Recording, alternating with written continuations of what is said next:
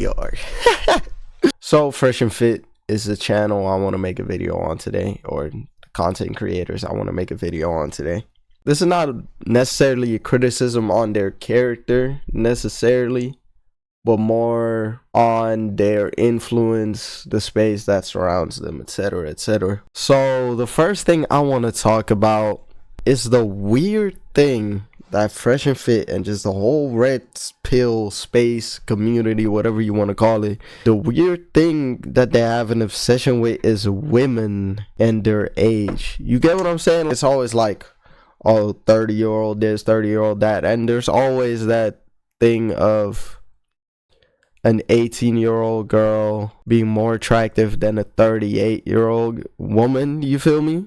I've always hated that statement, 18 over 38, but I just didn't know how to kind of explain myself, or how to really explain the way I was feeling inside. I was like, this isn't right, that doesn't make sense, but I couldn't explain why. The main thing I have a problem with, women deteriorate over time, with their prime being around 24, and men, their prime is around 35 or something. That's what they say, right?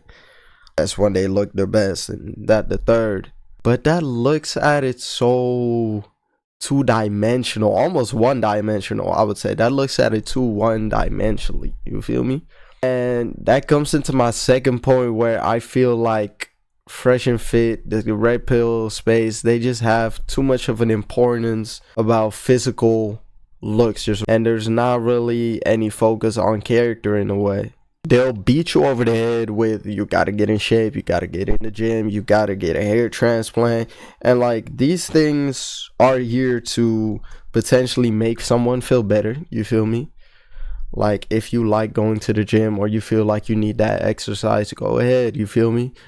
But it's not that, and you know, get money or whatever, but like, it's not as if the way they view it, or the way they kind of bring it, is like, if you don't have these things at the absolute maximum that you could have them, then like, at the drop of a hat, your girl is gonna leave you for this other nigga that's stronger, goes to the gym more often, has more money, and she's gonna be like, why the fuck am I with this nigga? I could be with that nigga, this, that, the third. That only applies to very shallow, two-dimensional women who aren't really serious when it comes to dating. And that leads into this echo chamber that comes because of this echo chamber that these red pill spaces occupy themselves in. The only thing they deal with is the internet, other red pill content creators, the girls they bring on the podcast. They live in Miami. They've been there for I don't know how many years. They've always had the show there. And you just come across a lot of shallow people. You come across the main people in your circle, the main people you surround yourself with, or that they surround themselves with, are people who put a lot of importance on physical appearance, materialistic goods, and stuff like that. And it is hard, of course, to make a circle for yourself, make a group, a community for yourself, where everyone has their differing opinions. Definitely if your content is so politically based, if that makes sense. It has a lot to do with politics, right? So a lot of your viewers are going to be viewers that align with that. Most people that watch you are not going to be against your points, or they're just hate watching, but they're not going to be like really interested in what you're saying, not gonna give you actual dialogue and stuff like that. And that's why, for instance, like in my last video, I talked about Sneeko and how I believe for a long time he had the wrong people around him. But the thing about Sneeko is that he always changes his environment, always changes the people he hangs around with, and he always has an open mind to change for the better. You feel me? Like, now he's really into his faith, and he's just looking at that. And he's starting to see the cracks form in the ideology that Fresh and Fit brings, right? We've seen that in clips here and there. And I've been so blessed with the people I have around me. Everyone just has their own views on life, and I can have proper conversations with them. Nobody's weird. Everybody seems pretty open-minded. Like all of my friends, family, for the most part. and I've had the privilege of forming my own opinion and forming my own path I want to follow, and the things I believe in that are, the things that make me me, and the things that constitute what I talk about on this YouTube channel, what I talk about in my music. And I feel like Fresh and Fit doesn't have that, and I think that is partially due to ego and hubris. I always get a feeling when I watch them, this might not be the case, but I always get a feeling that they feel like they're better or than other people, or that they know better. At least they always give the feeling that they know better, especially Myron, with just, he talks with a confidence, and that's very important when you have a YouTube channel, when you're trying to entertain people. But the way he does it, it's like he knows better, and doesn't, like, he isn't open for change in any positive direction. I could be wrong, but that's just the impression I've been given by the content that I've watched about him, the content that I've seen him in. Most of the content I've seen about Fresh and Fit and stuff like that was in streams from Sneeko, etc., and discussions about them. But I feel like discussions about them often turn very personal. People start saying some dumb stuff, and etc., but we can get into that another time.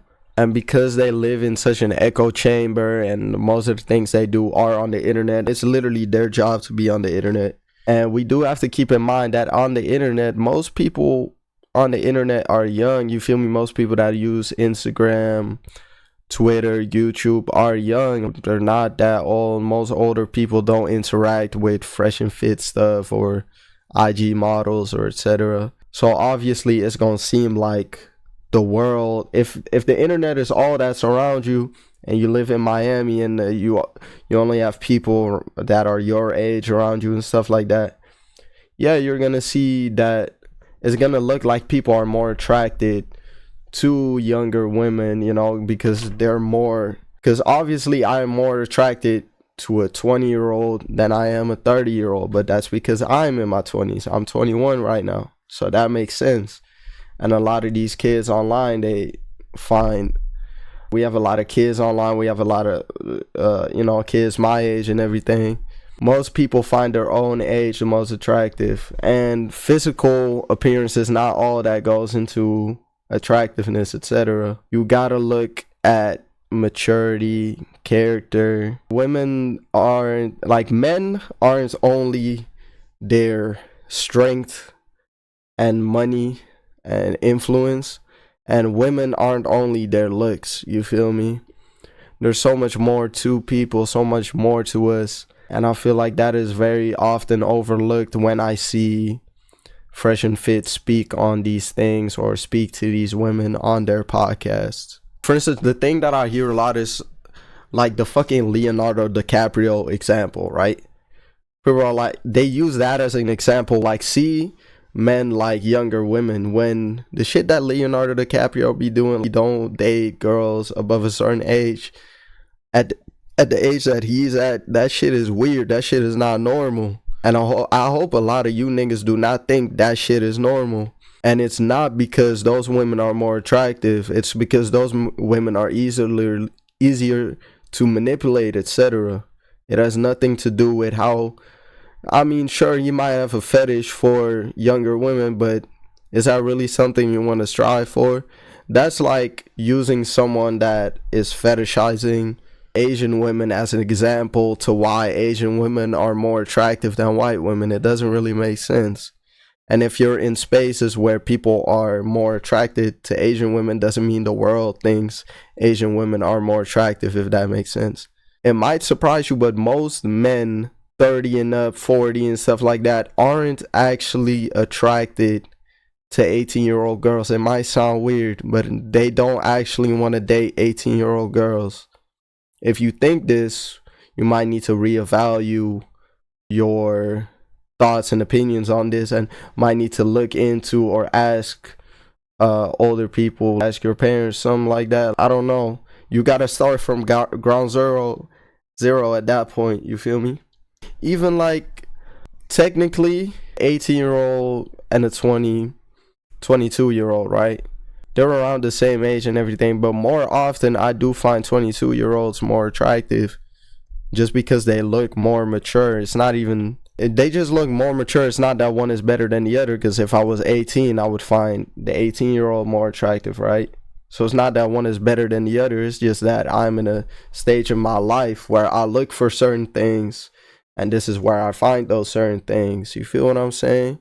Nah, I just find it's always annoyed me. It's always pissed me off, and I've never been able to quite put it into the words I've wanted to put them in, to explain what I found so weird about it, what I found so odd about it. I think I finally been able to do it, because it's been on my mind for a long time. I don't know why people keep saying these things, that younger women are more attractive, and why people are excusing this behavior, this fetishization of younger girls.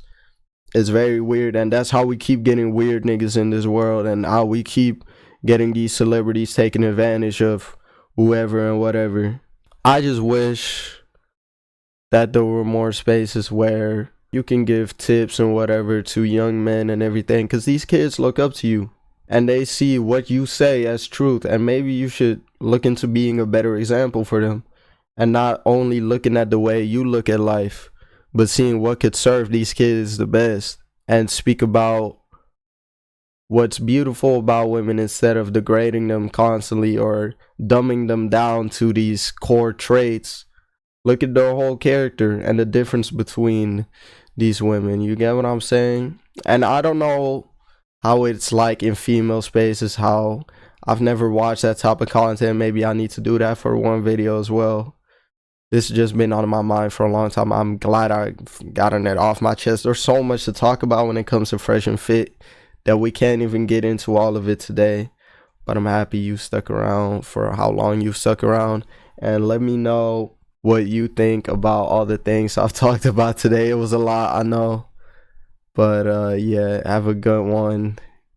Great holidays. Happy New Year, I guess. I don't know if I'll have another video up before the end of the year. So yeah, happy 2025.